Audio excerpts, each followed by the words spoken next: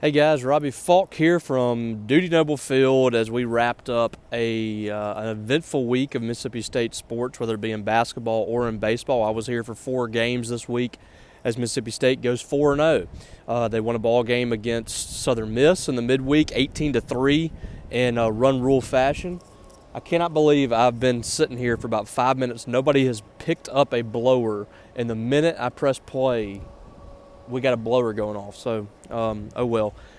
Anyways, an 18-3 run rule win over Southern Miss I thought was a big statement win for Mississippi State after struggling the week before. You lost to Troy in a game that you felt like you should have won, and then you go to Houston and you have a really good first game, and after that 2 ball games that you really struggled in starting to start those ball games with starting pitching.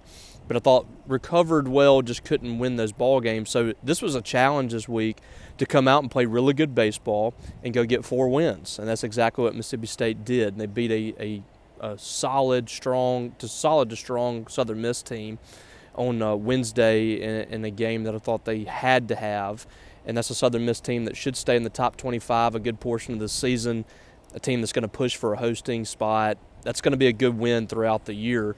And then after that, you host a Queens team that I didn't think was very good, to put it frankly. They come in with 2 wins on the season, and they didn't look very good in this weekend either. But State came out and did what they were supposed to do in those ball games.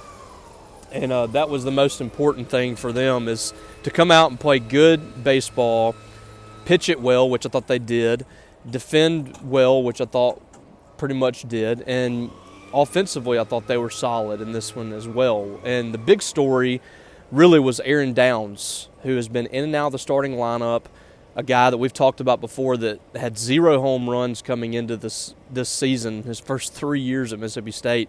He's now hit 7 on the year. 7 home runs on the season, which is pretty special what he's doing considering where he was before this. And I'm really happy for the guy because he's fought through injuries, he's fought through guys passing him on the depth chart, and now he's making it almost impossible for Chris Lemonis to keep him out of the lineup. He didn't start against Southern Miss, and he didn't start in the first game of this series against Queens.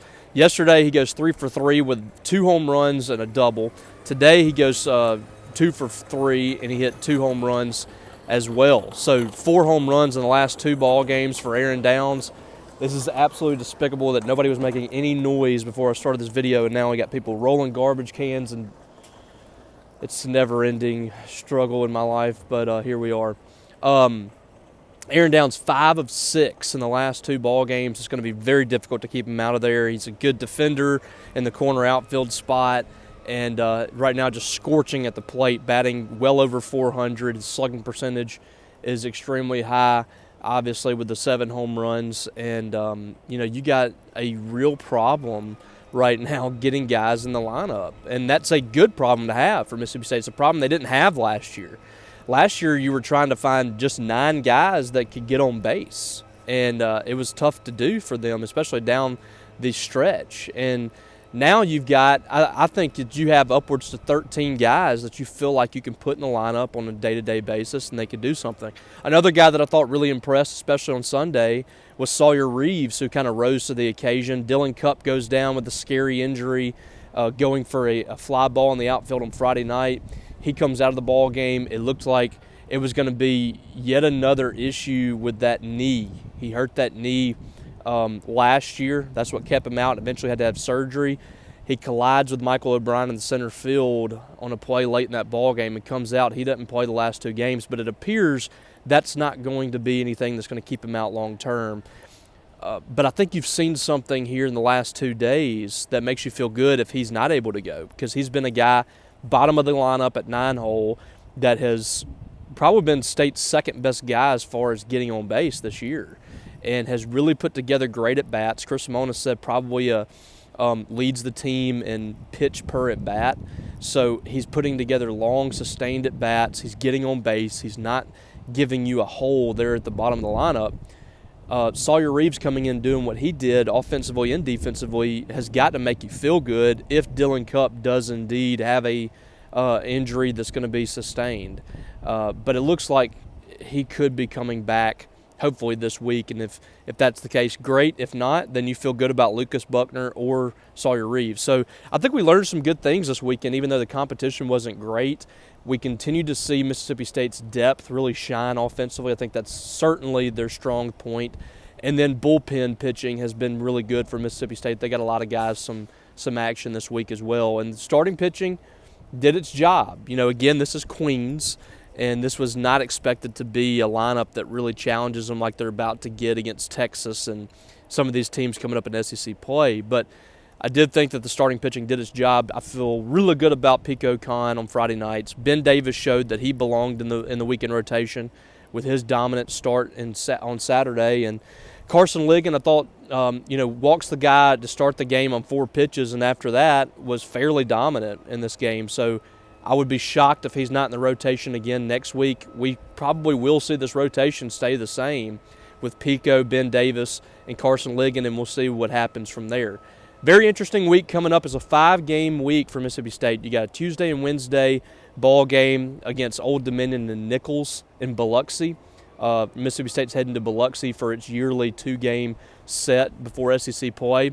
And then you welcome in a top 15 team in Texas next week. You're going to get right into the gauntlet of SEC play right away this week. So really exciting week ahead for Mississippi State. They will be tested. You come away with a good week here this week, and you've put yourself right back into a favorite for one of those hosting spots and putting yourself in good position to get that by the end of the year, because that is the goal at Mississippi State, is to host regionals here and to host super regionals to have yourself in good position to make it to Omaha. Quickly on the basketball front, we saw Mississippi State's men and women in action this week. Of course, the men, a heartbreaking week for them. You had a ball game on Tuesday night where Mississippi State had to come from behind from double digits and ultimately tie that ball game there at the end of regulation with Riley Kugel's layup. And really felt like after that layup, Mississippi State had all the momentum in that ball game, and they never were able to seize it in overtime. And they ultimately drop a game against a Texas team that's on the bubble, and quite frankly, looks like they might push themselves out. So that was a tough loss for Mississippi State at home to close out the regular season at home. Then you go on the road against another bubble team in Arkansas that's been playing extremely well here, with the exception of that South Carolina game that they had last week. And Arkansas is able to build a lead to 16 points in the first half. And then in the second half, or actually first part of the second half, I'm sorry, I'm rattled with these people. They refuse to use the rest of the concourse. They have to come right over here by me. Lead got up to 16 for Arkansas as a 1-point lead at halftime, and State just kind of dug itself a hole there right out of the half. And to their credit, they really fought back, and I thought played really hard in the second half. You get a lead in the final minutes. I think they were up by as much as 2 points there late, and had a chance in the final possession to go win the ball game. And ultimately, Riley Kugel's shot gets blocked. R.J. Melendez's shot at the elbow goes off the rim and falls to the floor, and Mississippi State falls by 1 point at Arkansas. The big takeaway from that was Mississippi State had 2 turnovers offensively in that game. 2 turnovers, you scored 92 points, and you lose. And it continues this trend of Mississippi State just being bad on the defensive end. Arkansas shoots 55%. You get out-rebounded by Arkansas, a team with just 7 players. You dig yourself a hole in these games by what you're doing defensively, and that's really the disappointing thing with this team, with the Chris Jans team that just doesn't play defense. And that's been an issue for them all year long, and it's going to continue to be an issue for them going into postseason. So you finish the regular season 8-10 in SEC play for the 3rd year in a row. Very disappointing finish because you lose 4 out of the last 5 games, and most of these games here at the end, with the exception of the Alabama game, are against teams that were kind of at the bottom of the SEC, and you weren't able to win those ball games. That's a really disappointing finish. And State is 10th now heading into the SEC tournament, and they'll take on LSU on Wednesday at 6 p.m. You win that ball game, and you have a date with Missouri, a team that really handled Mississippi State here at Humphrey Coliseum. So it's going to be tough for the Bulldogs, but you would like to win a game or two here in the SEC tournament just to feel good about yourself again heading into the NCAAs. The Bulldogs are safely in. People continue to talk about the fact that they've got to win in the tournament or whatever. No. State is safely in the tournament. They've been safely in the tournament for about 2.5 weeks now. So there is no concern there. It's just where do they fall? I mean, I think they're probably going to have to win a couple of games to maybe get off that 8-9 seed, and that's where they are for the second year in a row. So not in great position from a standpoint of getting the best matchups. And they had a chance to get a really good seed, and they've just kind of faltered here late. For the women, they're kind of in the same spot. I mean, it feels like they're safely in. They finally won a game in the SEC tournament, and that was big to get that win over Missouri, a 31-0 run in the second half. I've never seen anything like it. But the State was able to come back from being down by, I think, 11, 13, 14 points in that game. And they were able to come back and win that ball game by 20. It was an unbelievable turnaround in the second half. And then just a bad matchup against Ole Miss in that next game. But what Mississippi State does and kind of the issues they have with turnovers, Ole Miss is a team that likes to turn you over and turn those into points, and that's what happened. They turned State over 20 times for the second time this year in that matchup, and they scored 19 points, I think, off of those turnovers. They scored 26 points off of turnovers the first time these two teams met. So State loses in the second round of the SEC tournament to Ole Miss, and they await their fate. That will also be Selection Sunday for the women. The men will go first, I believe, and then the women after that. So we will know where Mississippi State's men and women are headed next Sunday, a week from today.